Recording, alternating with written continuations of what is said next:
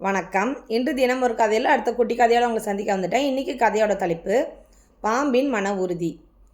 ஒரு இளைஞன் ஒருத்தன் இருந்தானா, அவன் காட்டுக்கு தீ வைக்கணும், காட்டை அழிக்கணும்னு நினச்சான். நான் காட்டுக்கு தீ வைக்க போகிறேன் அப்படின்னு சொல்லிட்டு முன்னாடி நாளே அந்த காட்டில் போயிட்டு எல்லா உயிரினங்களும் தப்பிச்சு போயிடுங்க இந்த இடத்த விட்டு, நான் இந்த காட்டுக்கு தீ வைக்க போகிறேன், உங்கள் உயிரை காப்பாற்றிக்கணுன்னா இந்த இடத்த விட்டு போயிடுங்க அப்படின்னு சொல்லி கத்தினானான். அதே போல் இவன் கத்துனதும் மற்ற உயிரினங்கள்லாம் பயந்து வேறு ஒரு இடத்த நோக்கி நகர ஆரம்பிச்சிடுச்சான்.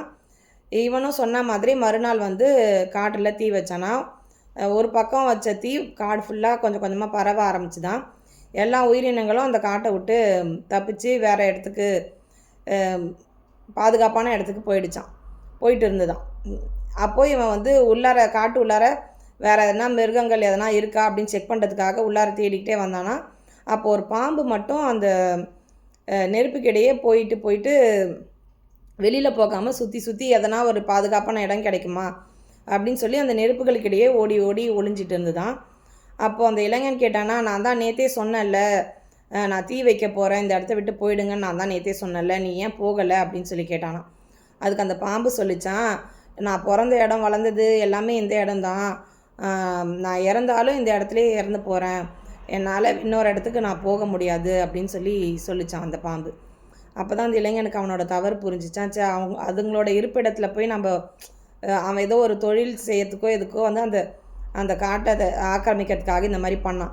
ஆனால் அந்த பாம்போட மன உறுதியை பார்த்து இவன் ரொம்ப நம்ம தப்பு பண்ணிட்டோமோ அப்படின்னு சொல்லி மன வருந்தினானான்.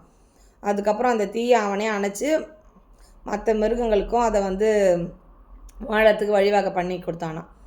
இந்த கதையிலேருந்து நம்ம என்ன தெரிஞ்சுக்கிறோன்னா, நாம் ஒரு வாழ்க்கையை வாழணும் அப்படிங்கிறதுக்காக அங்கே இருக்கிற உயிரினங்களை அழிக்கணும்னு அவன் நினச்சான்ல, அது மாதிரி நம்ம பண்ணக்கூடாது. அது ரொம்ப தப்பு.